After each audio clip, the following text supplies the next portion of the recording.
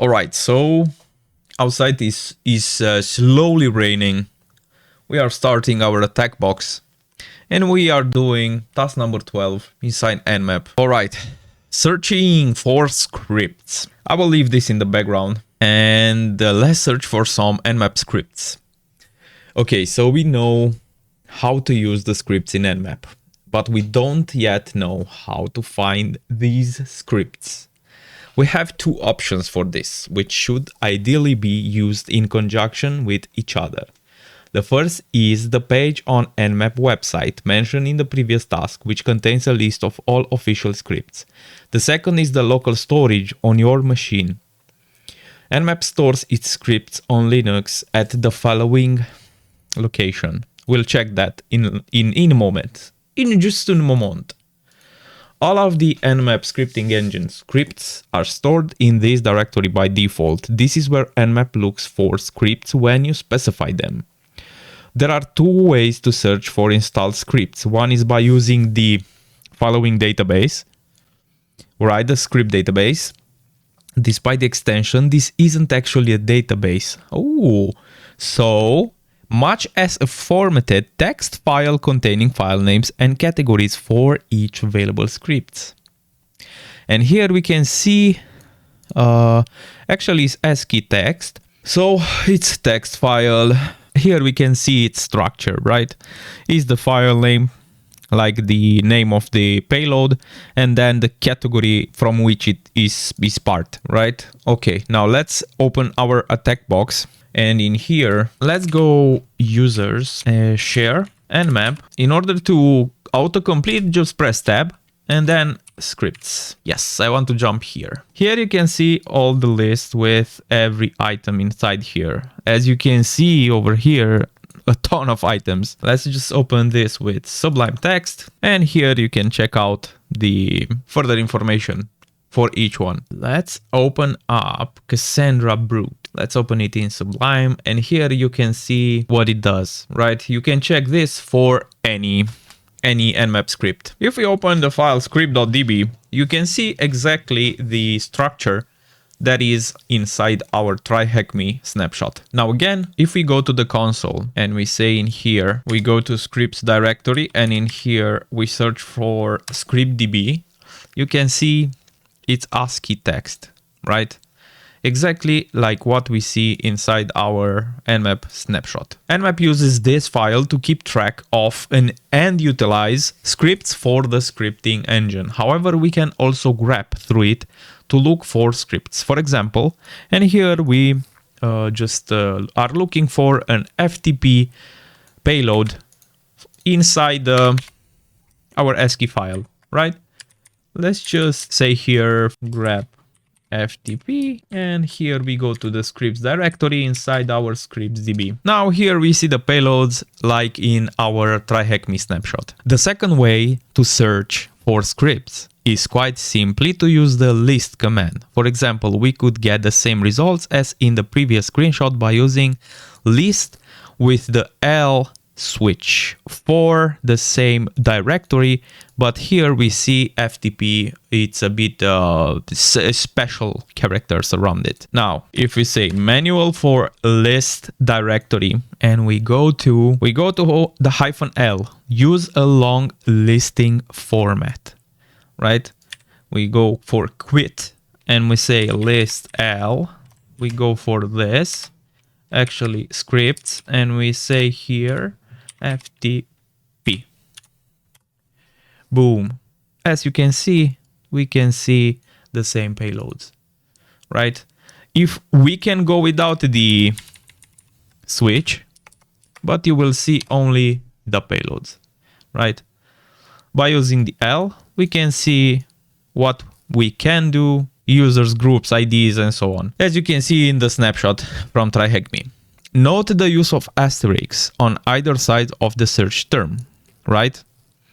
The same technique can be also used to search for categories of scripts. For example, grep the safe category inside our same file, right? Let's go for that.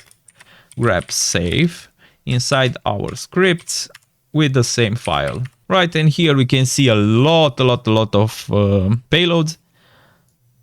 by the criteria of safe. If we go, for instance, discovery, we can see again the same kind of results by the criteria being a bit different.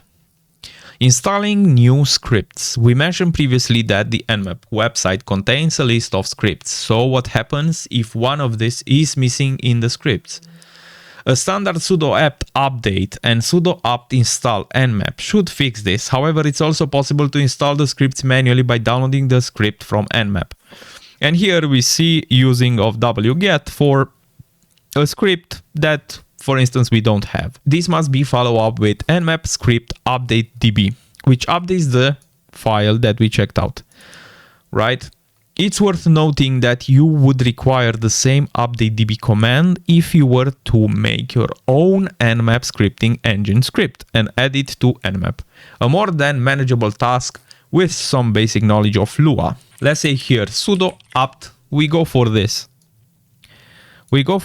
Here is a combination of two commands, sudo apt update, which will update our all packages, and sudo apt install nmap, which will install our nmap with the ultimate, with the latest version and all the scripts inside this DB. Okay, let's write it down. Sudo apt update. We go for an and sudo apt install nmap. Right. Here it does his thing. After that, if you want to manually download a script, you can do the following command. Sudo wget and then the following. Right, and now we go for nmap script db update. Nmap -- script update db. Script database updated successfully. Cool. Answer the questions below. Search for SMB scripts in our directory, not in the file, using either of the demonstrated methods. What is the file name of the script, which determines the underlying OS of the SMB server? Okay, we go for grep and we say in here SMB OS discovery, default discovery safe. Or we can go with list. And here we go for SMB and we check here. We can see it over here. Read through this script. What does it depend on? We copy this and we say here vim the following file.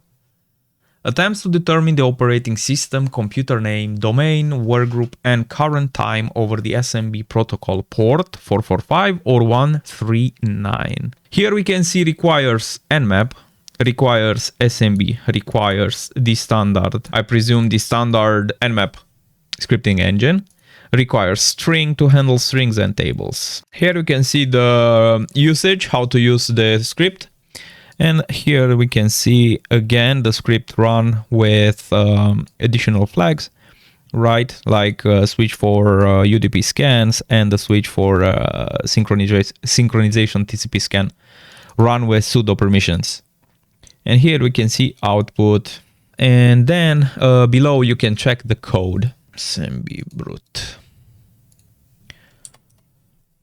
Right? It requires the dependency SMB brute in order to function. On the official Nmap documentations, we can see in the dependencies fields, the dependencies field is an array containing the names of scripts that should run before the script, if they are also selected. This is used when one script can make use of the results of another. For example, most of the SMB scripts depend on SMB brute, because the accounts found by SMB brute may allow the other scripts to get more information.